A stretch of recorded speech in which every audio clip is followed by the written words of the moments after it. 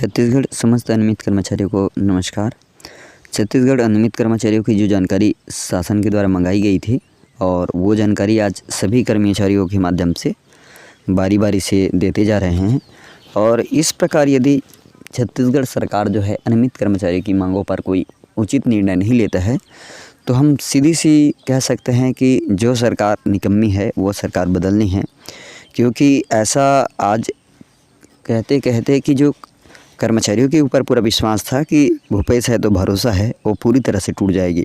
अभी विधानसभा सत्र है, विधानसभा सत्र 24 मार्च के पहले जो है अनियमित कर्मचारियों के नियमितीकरण के संबंधी उनकी मांगों के संबंधी लगातार जो कर्मचारी प्रयास कर रहे हैं कि अपनी विभागवार जानकारी खुद स्वयं कर्मचारी इकट्ठा कर रहे हैं और शासन को उपलब्ध करा रहे हैं कि जिनकी उनकी कमेटी बनाई गई थी कि जानकारी सामान्य प्रशासन विभाग से भी जानकारी मांगाने के लिए ज्ञापन जारी किया गया था, वो जानकारी और आज अनियमित कर्मचारी जो जानकारी प्रस्तुत कर रहे हैं। तो लिखित में पता ये चला कि छत्तीसगढ़ में वास्तव में आज कितने अनियमित कर्मचारी सभी विभागों में कार्यरत है और छत्तीसगढ़ का ऐसा कोई भी विभाग नहीं है जहां पर अनियमित कर्मचारी कार्यरत ना हो।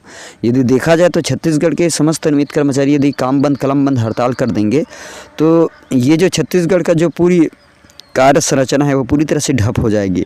और ये जो बातें हैं छत्तीसगढ़ सरकार इस बात को जानती है कि समस्त विभागों में जितने भी कर्मचारी है सभी कर्मचारी अनियमित है, प्लेसमेंट है, संविदा है, दैनिक वेतनभोगी है, जवाबदार है, श्रमायुक्त है। और सभी कर्मचारी की यदि एकता संगठन बन जाती है तो वास्तव में सरकार जो है पहले से दूसरे दिन निर्णय लेना शुरू कर देगी, क्योंकि उसके पास कोई अंतिम फैसला नहीं रहेगा। क्या वो एकाएक कर्मचारियों को निकाल देगा, ये भी संभव नहीं है।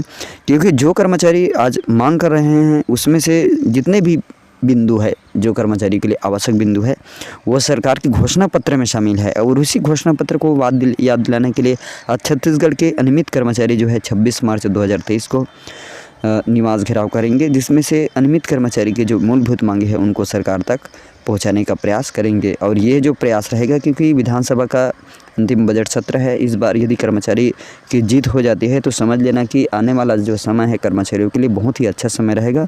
और यदि इस बार भी कर्मचारी धोखा खा जाते हैं तो ये तो सरकार की होगी कि जो सरकार कर्मचारी की मांगें पूरी नहीं कर सकती उस सरकार को छत्तीसगढ़ में रहने का कोई मतलब नहीं है, कोई औचित्य नहीं है।